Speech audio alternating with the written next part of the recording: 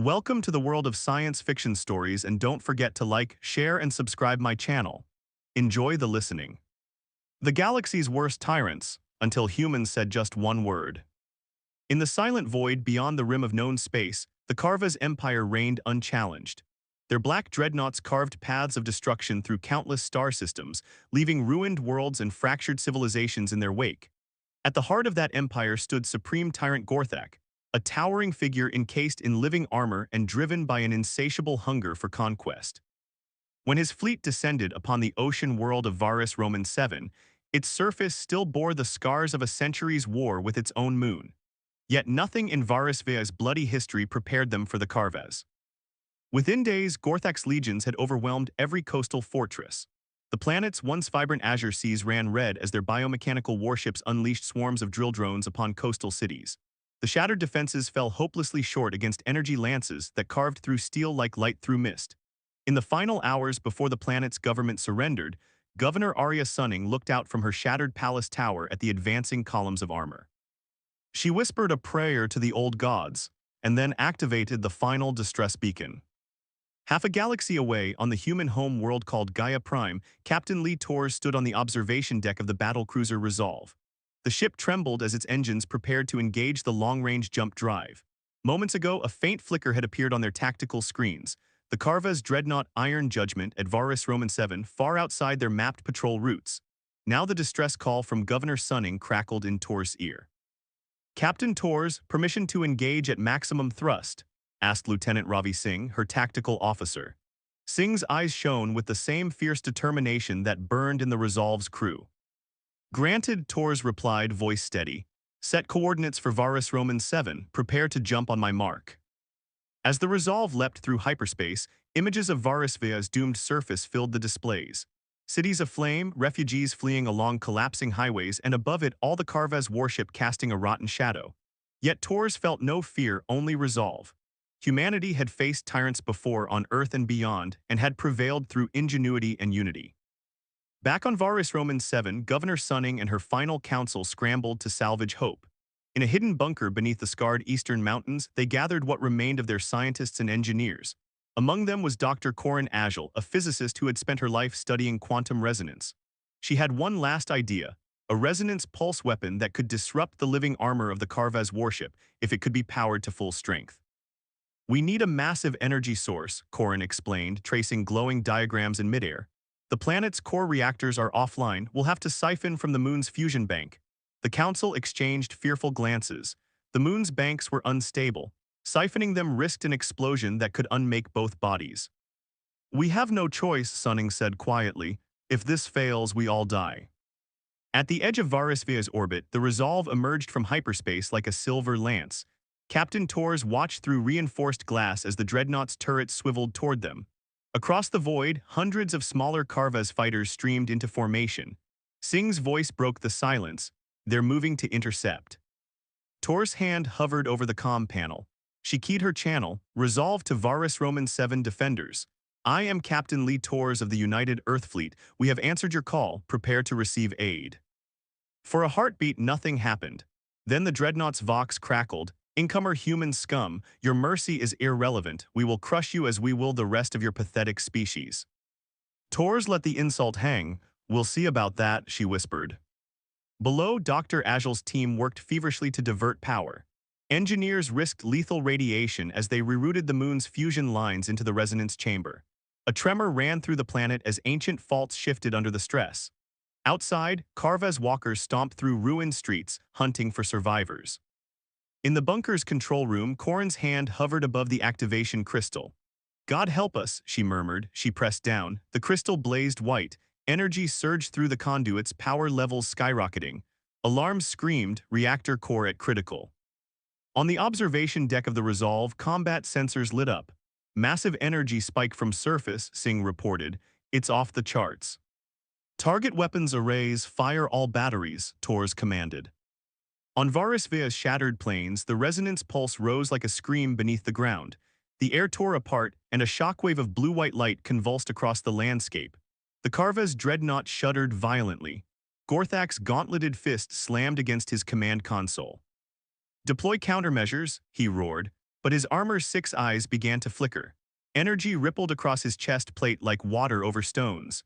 The mech beast of a warship creaked and buckled. Its living armor, once nigh invulnerable, began to split along glowing seams. In orbit, the Resolve's guns found their mark. Beams of tempered plasma struck the dreadnought's hull. Sections peeled back like molten bark. Hull breaches blossomed into infernos. "They're breaking," Singh shouted, awe in her voice. "Keep firing," Torres said, lips tight. "Push them back." The Carvez fighters, thrown into chaos, spun away from the burning dreadnought. Human cruisers surged forward, their own shields flaring as they joined the assault. Back in the bunker, the quake subsided. Corin sank to her knees, chest heaving. Around her, survivors stared at the monitors in disbelief. The Carvez forces were retreating. The resonance weapon had not only crippled the dreadnought but shaken the Empire's resolve. Governor Sunning's comm portal beeped, she answered. The voice on the other end was calm, resolute. "This is Captain Lee Torres. The Carvez have been repelled. Prepare for evacuation." Her trembling hand closed around Corin's. "We did it," she whispered. As the first wave of human transports touched down, Lee Torres stepped onto the scarred soil of Varus Roman 7. She looked up at the battered horizon, at the silent shape of the dreadnought's wreck looming against the blood-red sky. Survivors gathered, eyes shining with hope they had not felt in years. Torres raised her voice so all could hear. Today, humans answered with just one word: enough. We came not to conquer but to stand with you. The Carvez will learn that the patience of humanity is not weakness. We will rise together against tyranny. A cheer rose from the assembled crowd, humans and Varus Roman 7 natives alike. In that moment, beneath a war-torn sky, a new alliance was born. An ember of defiance had ignited, and soon it would blaze across the galaxy. In the days that followed the battle, Varisvia skies were no longer filled with drilling swarms or the carcass of a dreadnought. Instead, human transports and field hospitals dotted the ruined cities, and new faces moved among the survivors. Captain Lee Torres walked through makeshift camps where families huddled beside smoldering ruins. Beside her marched Commander Javier Cruz, leader of the ground forces, his uniform streaked with dust and oil. "How many can we house?" Torres asked, voice low. Cruz glanced at his datapad.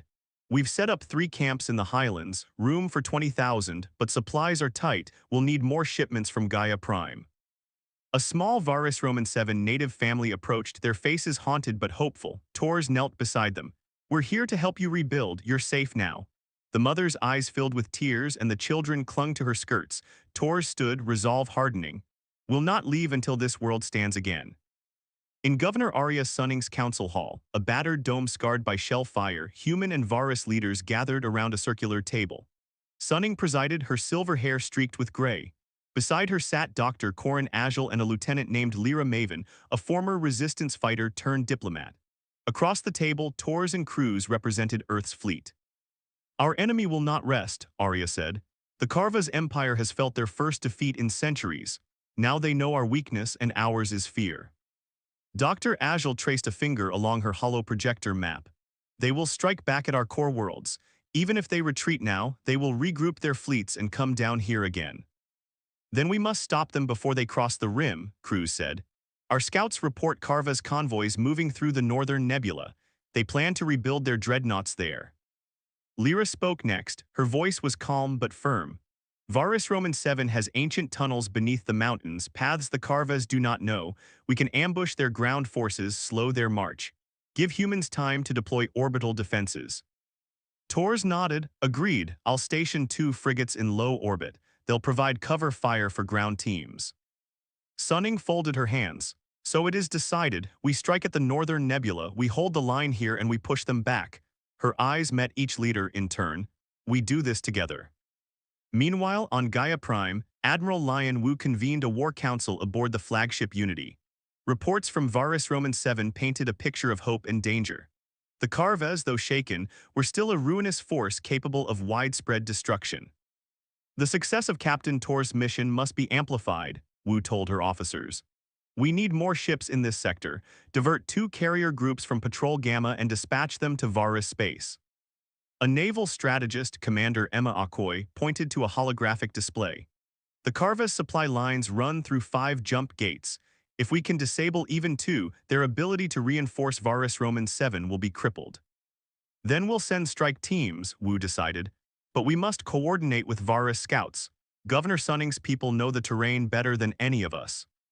Back on Varus Roman 7, Lyra Maven led a squad through the mountain tunnels. The air was thick with dust and the echoes of past conflicts. Her team, half-human marines, half-Varusy guerrillas, moved in tight formation, phasers and pulse rifles at the ready. "Contact at 200 meters," whispered Sergeant Ellis, Tor's second in command. Through narrow caverns they caught sight of Karva's heavy mechs unloading fusion cores from a supply convoy. Lyra held up his hand, "On my marks now." The tunnels erupted in blue-white light. Human marines and Varusy fighters surged forward. Varusy blade axes cleaved through mech plating, while Tor's marines fired stun grenades that sent Karva's warriors sprawling. The element of surprise cost the Karvas dearly. Their supply convoy was burned to slag, and fusion cores spilled across the cavern floor in molten pools. When the skirmish ended, Lyra surveyed the silent wreckage. "We've delayed their repairs by weeks," she said. Ellis tapped his comlink. "Strike Team 1 reports success. Jump Gates 2 and 3 have been sabotaged." A cheer rose, muffled by helmets and masks. Lyra allowed herself a small smile. Today, they learned Varusy will not kneel. In orbit, Tors and crews observed from the bridge of the Resolve. Two fractured jump gates hung in space like shattered mirrors, and guard ships chased away small recon fighters. Tors recorded the moment in her log. "The humans and Varusy fought side by side today," she said on the vid feed to Gaia Prime. "Their courage has bought us time. We will hold this line and we will win." Cruz placed a hand on her shoulder. "They look to you as their champion. Your word is hope." Tors met his gaze. "Then I must not fail them." Over the next week, the Alliance pressed its advantage. Human engineers helped repair Varus cities with fusion masonry techniques, sealing buildings with self-healing alloys that grew like living vines over broken walls. Varusy botanists worked alongside Earth's ecologists to plant engineered coral forests in poison seas. Children, once terror-haunted, played amidst glowing fish and crystalline spires. In the command hall, Sunning and Tors reviewed reports. The morale of Varus Roman 7 soared, yet the threat of a new Karva's dreadnought loomed. "Our spies report an experimental vessel under construction," Dr. Agil warned. "It uses living metal grafted to biomech cores. It may match the power of iron judgment." Tors clenched her fist. "We'll meet it with our own new weapon, Project Phoenix. Our prototype energy matrix should disrupt that living metal the same way Varus's resonance pulse did." Lyra's eyes brightened. "If we can field Phoenix alongside Varus-born defenses, the Karvas will break." Sunning rose, voice echoing. "Then let us prepare. We have one chance to turn the tide. We will stand together, humans and Varusy, as one people until tyranny falls." As dusk fell over the newly green plains of Varus Roman 7, Tor stood at the edge of a cliff overlooking the sea. Below, steel-plated barges carried supplies to frontline camps. Stars glimmered in the darkening sky, and the broken dreadnought hatch glowed like a dying ember. She whispered to the night, "We've won a battle, but the war continues. The Karvas Empire will learn that humanity's promise is not a word but an unbreakable bond, a bond we share with every world we protect." In the silence that followed, a single star streaked across the void, an omen that the next phase of the struggle was upon them. The dawn on Varus Roman 7 arrived cold and quiet, but beneath that fragile peace a storm was brewing. In a hidden hangar carved into the eastern cliffs, the prototype of Project Phoenix stood on its launch cradle, an elegant fusion of human engineering and Varusy crystal lattices. Its smooth hull pulsed with faint orange light, like the beating heart of a living star. Captain Lee Tors watched the final system checks with Dr. Corin Agil at her side, while Commander Javier Cruz and Lieutenant Lyra Maven double-checked the munitions feed. "Power coils at 85%, Agil reported, lips pressed tight. "We're holding, but the stability margin is slim. Any spike above 90 could overwhelm the converter." "We'll keep it steady," Tors said, voice firm. "Crossover tests only, no live combat until we're sure." Across the floor, mechanics in reinforced suits tightened conduits and monitored gauges. Overhead, Varusy technicians chanted old healing hymns to calm the crystal resonators. The air thrummed with electric promise. 3 hours later, the skyline of Varus Roman 7 darkened as scouts signaled a Karvas raiding party approaching through the northern ridge. 20 patrol walkers, their armor dark and jagged, trampled toward the human Varusy lines. War horns echoed through the ravines. Torres climbed into Project Phoenix's cockpit, settling into its chair worn smooth by early trials. A helmet closed around her head, and the world compressed to icons and readouts on curved glass. Cruz and Lyra stood behind her, faces lit by amber glow. "We engage," Torres said. "Agile, we're counting on you." With a crackle, Agile opened the feed from the hangar's control tower. "All systems green, you have full resonance support, good luck." "Let's light the sky," Torres whispered. Project Phoenix strode onto the broken plains with uncanny grace. Its legs, jointed by Varisi crystal, absorbed shock and returned extra power to the reactor. Energy surged up its torso, forming concentric rings of burning light. Tor's voice crackled, "Target the Walker column." With a flick of her wrists, Phoenix unleashed a beam of pure fusion plasma. It tore through the lead walker, melting its limbs and sending molten metal cascading. Behind it, the walkers paused, recoiling as if stunned by a sunbeam. The second beam struck the ridge, collapsing the ground beneath two more, sending them tumbling into gorges. "They're faltering," Lyra called from comms. The Carves responded with a fusillade of railguns and pulse bolts. Phoenix's energy shields flared white, then held. Tors adjusted the resonance modulator, and a low hum began to resonate across the field. The beams fired again, this time arcing through the air like liquid fire, striking with deadly precision. Walker remains steamed where they fell. Surviving Carve troops scattered, their morale shattered by the sight of a single machine destroying 20. In the distance, human frigates soared overhead, their guns joining Phoenix's beams with volleys of autocannons and seeker missiles. On the ground, Varisi guerrillas led by Sergeant Kella Maven, Lyra's younger sister, emerged from hidden tunnels to flank the Carves detachment. Their blade axes glowed with overcharged plasma, slicing through the enemy's rearguard. They freed Varisi prisoners and rallied survivors, driving them back through narrow passes where heavier armor could not follow. "Hold the ridge," Kella shouted.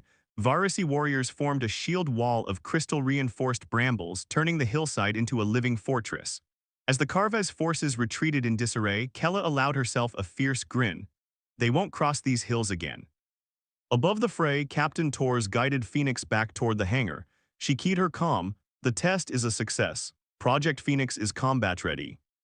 In the control tower, Dr. Agile and Governor Sunning embraced.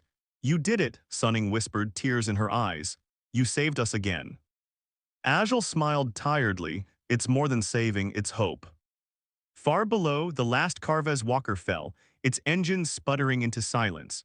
The armored husk lay motionless under a sky streaked with the golden trails of retreating enemy transports. That evening, Tors and Cruz met with Sunning, Agile, and Lyra in the War Council chamber. The scarred walls glowed under soft lamps as they pored over data from the day's engagement.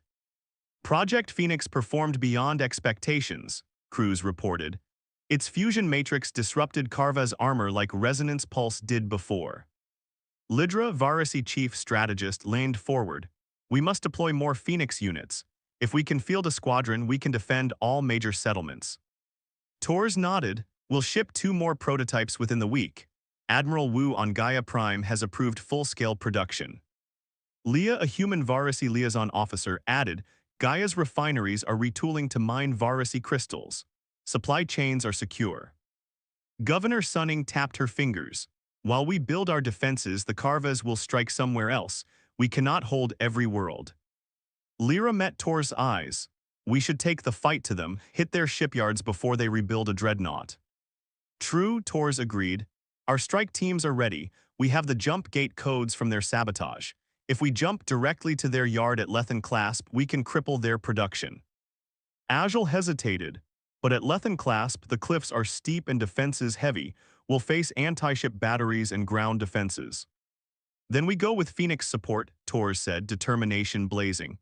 "We'll break their lines with fusion fire. We've forged this alliance through fire, now we test it beyond Varus Roman 7.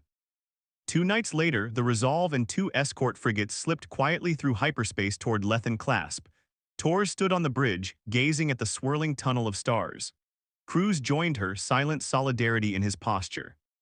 "You think our alliance will hold?" he asked softly. Tors sighed. "We've seen what fear can do. We've seen what hope can do. As long as we remember what we fight for, life, freedom, unity, this alliance will stand." Cruz nodded. "Then let's give the Carvas a lesson in unity they'll never forget." Back on Varus Roman 7, survivors lit lanterns across rebuilt rooftops. Children played among coral forests where fields once lay barren. The sky, now free of drilling drones, shimmered with stars. In the heart of the capital, a memorial stood, a single shard of Carva's armor inscribed with the word enough in human and Varisi script. Beneath that shard, Governor Sunning prayed, "May this world always remember how a single word can change fate." As the twin moons rose, Varus Roman 7 rested in uneasy peace. But across the void, human and Varisi ships raced toward a new crucible of battle, ready to forge their alliance in the fires of war and write a new chapter in the saga of resistance. The wind howled through the cavernous cliffs of Lethan Clasp, carrying the bitter tang of ionized metal. Below, the Carva's shipyard sprawled across jagged ledges, docks bristling with unfinished dreadnought frames and conveyor chains feeding living metal cores into fusion forges. Human and Varisi vessels gathered beyond the atmosphere, ready to descend with Project Phoenix and a strike force of ground teams. Orbital assault. On the bridge of the battlecruiser Resolve, Captain Lee Torres watched the holographic display. Rendezvous point in 15 minutes. Ensure communications jamming stays online until we breach their shields, she ordered. Beside her, communications officer Jalen or monitored channels. Jamming node deployed. Carv comms are scrambled, no reinforcements or warnings will get through. Lieutenant Mika Tier, leader of the orbital drop team, stepped forward. Her Vox implant glowed red. Phoenix squadron in formation, frigates and corvettes standing by. Behind her, 4 gleaming Phoenix units drifted in tractor beams, their hulls pulsing with latent power. Torres nodded once. Then let's give our allies the opening they need. Ground infiltration. Deep within the western caverns, Sergeant Mika Tier's team prepared to slip through an old maintenance tunnel that ran beneath the main fabrication dock. The tunnel's stone walls were carved centuries ago by Varisi artisans, now carved over by rock and neglect. TERA checked each weapon, human pulse rifles and Varisi crystal blade knives. Beside her, veteran guerrilla scout Zethel Rav adjusted his pack. We move fast. We plant charges on the fusion conduits and living metal vats. One blast will cripple their production for months. Dr. Amri Voss, the Alliance's AI specialist, joined them with a portable hollow converter. These charges are calibrated to resonance frequencies. They'll induce a runaway feedback in the living metal molds. No stabilizer can withstand it. Her calm confidence steadied the guerrillas, Varisi, and human alike. Breach and bombardments. Above, Torres keyed her comm unit. Resolve to Phoenix Squadron, strike on my mark. On the comm feed, the pilot Rowan Hale responded, voice clear in the hum of engines. Ready, Captain. Mark. In an instant, 4 Phoenix units vaulted toward the shipyard's orbital ring. Energy fields flared as plasma beams lanced outward, smashing anti-ship batteries and tearing through hangar shields. The Carva's orbital platforms shuddered, sending debris cascading into the planet's upper atmosphere. Frigates joined the onslaught, their rail guns making short work of defense satellites. In the chaos, human corvettes slipped through the gaps, launching squads of drop pods aimed at the cavern entrance. Underground chaos. Mika Tier's team emerged in the bowels of the shipyard. Echoing footsteps and the hiss of hydraulic presses filled the air. Carving Run troops patrolled narrow corridors, unaware of the silent hunters among them. Here, Zethel whispered, pointing to a junction of tunnels beneath 2 colossal forge vats. Mika planted the resonance charges on the conduit banks. The scarlet lights blinked, armed. Next, they raced to the living metal vats, cascading machines of shifting armor and molten cores. Amri Voss interfaced her hollow converter, syncing the charges to the vat's frequency modulators. Just as they finished, alarms blared, a shriek of betrayal. Floodlights snapped on. Patrol droids appeared in clusters, pulse rifles raised. Mika barked the order, defensive perimeter. Varisi guerrillas surged forward, crystal blades spiraling in lethal arcs. Human marines opened fire, stun grenades peppering the walls with dazzling light. The tunnel rock trembled as heavy mechwalkers stamped through a side entrance. Phoenix on the front lines. Above ground, the Phoenix units hit the shoreline of the shipyard cliffs. Pilot Rowan Hale aligned his targeting array on the cavern's mouth.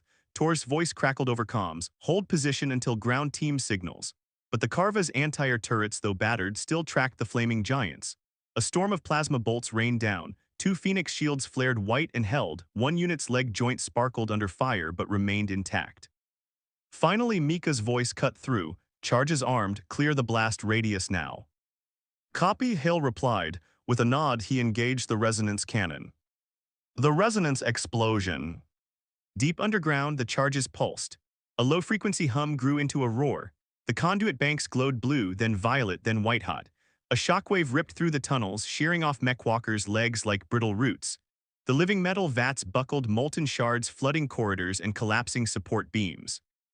The cavern roof groaned. Overhead, a tremendous explosion echoed, a titan's heartbeat.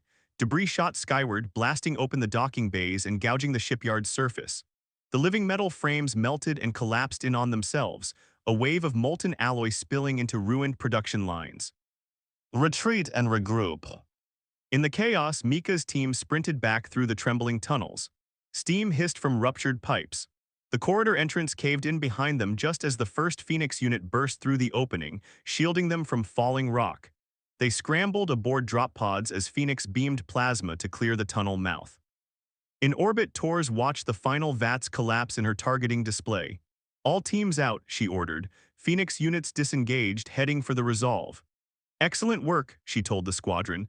Phoenix beams lanced one last time to prevent any salvage of the wrecked vats. Aftermath and wounded prides. On the bridge, Commander Cruz reviewed the damage assessment. We've set back their dreadnought production by years, but our losses, 2 Phantoms lost in the initial bombardment, several Marines and guerrillas KIA, plus structural damage in the tunnels. Tors sat back, exhaustion and triumph warring on her face. The Carvas will feel this. They'll rebuild, but they'll hesitate to face us again so soon. Below on the battered docking platform, Governor Arya Sunning greeted Tors and Cruz amidst wrecked hull plates. Dr. Agil appeared beside them, rubbing soot from her goggles. Lyra Maven rushed in, clasping Mika's arm. We did it, she said breathlessly. Leviathan class will not rise again. Arya placed her hand over Tors. Today we carved hope from their heart of steel. Eyes on the horizon. That evening, under a red sky streaked with smoke and embers, the survivors of Lethan Clasp gathered on a ruined overlook. The Phoenix units glowed softly in the distance, repairs already underway. Tors addressed them, her voice strong. We have struck a blow for all who stand against tyranny, but this war is far from over. The Carva's empire may crumble under this alliance, but we must keep forging our bond, keep building hope from the ashes. Cruz stepped forward. We have the strength, we have the unity. Soon the galaxy will know a single word can spark a revolution. Varasi children chased one another among molten wreckage, laughter bright against the dying day.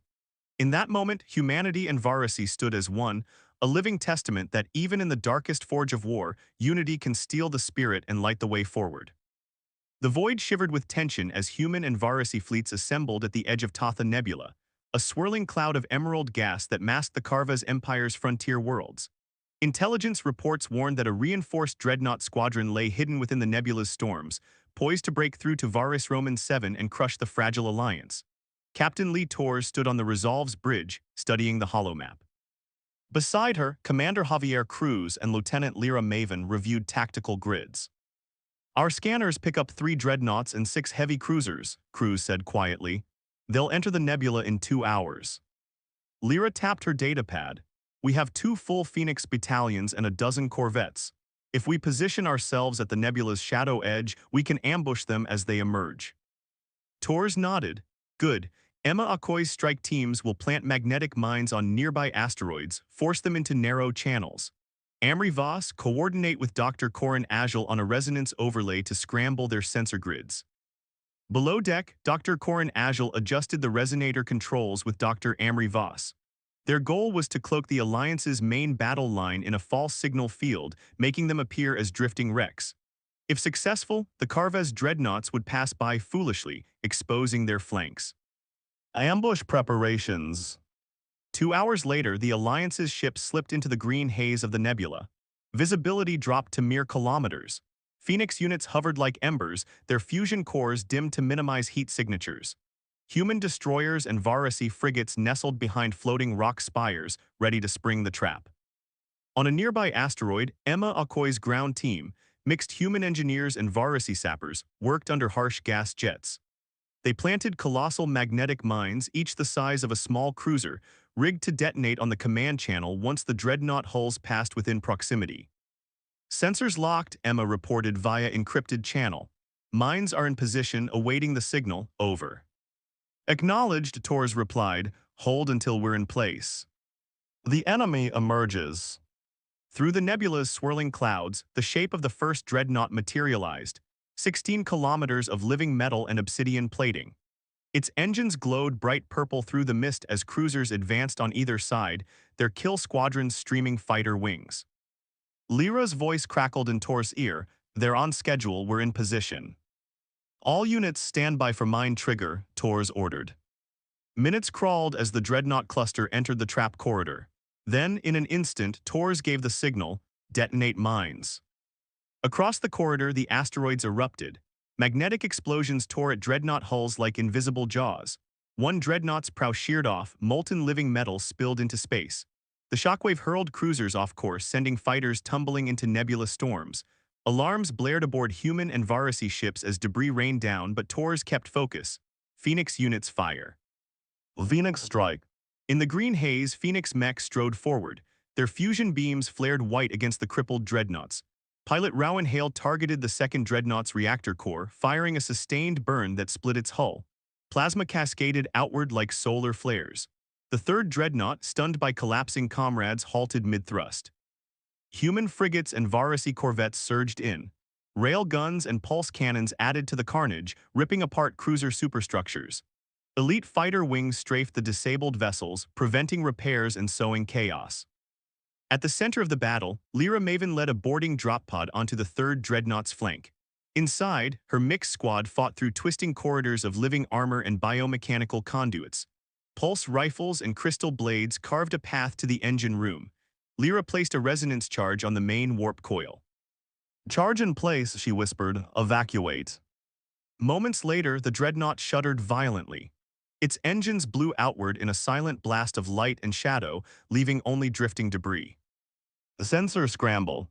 As the battle raged, Dr. Agil and Dr. Voss initiated the resonance overlay. The nebula itself seemed to warp as if caught in a gravitational anomaly. Carva's scanners flickered, showing phantom ships and false echoes. Dreadnought captains struggled to coordinate. Cruisers hesitated, unsure of friend or foe. Captain Tors seized the moment. All ships converge on target Omega, take them while they're blind. The Alliance's battle line closed rapidly. Guided torpedoes sealed gaps in enemy shields. Phoenix units blasted paths through remaining fighters. Within minutes, the Carva's force lay shattered, 2 dreadnoughts destroyed, 1 crippled, and 4 cruisers in retreat. Pursuit and retreat. Commander Cruz watched the retreating enemy's signature on his display. Should we pursue? Tors hesitated. The nebula's storms could hide more traps. No, consolidate our gains, rescue survivors from the field, and collect intel pods.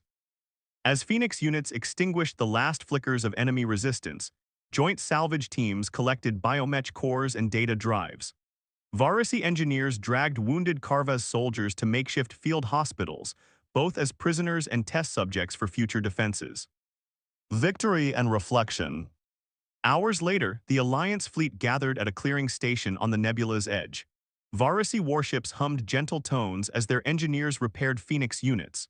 Human sailors shared meals with Varasi families, laughter echoing through corridors once tense with fear. On the Resolve's deck, Tors and Cruz watched the twin suns set beyond the nebula. Tors' voice was quiet but firm. "We've struck a decisive blow. The Carvez Empire will think twice before testing our unity again."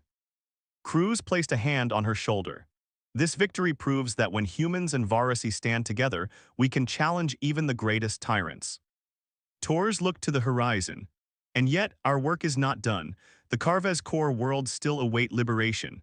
But today, we showed that a single spark of alliance can ignite the fires of freedom across the galaxy." Beneath the twin suns' fading light, hope burned brighter than any dreadnought's engines. The Alliance held fast, and the galaxy's darkest shadows receded before the dawn of a new era.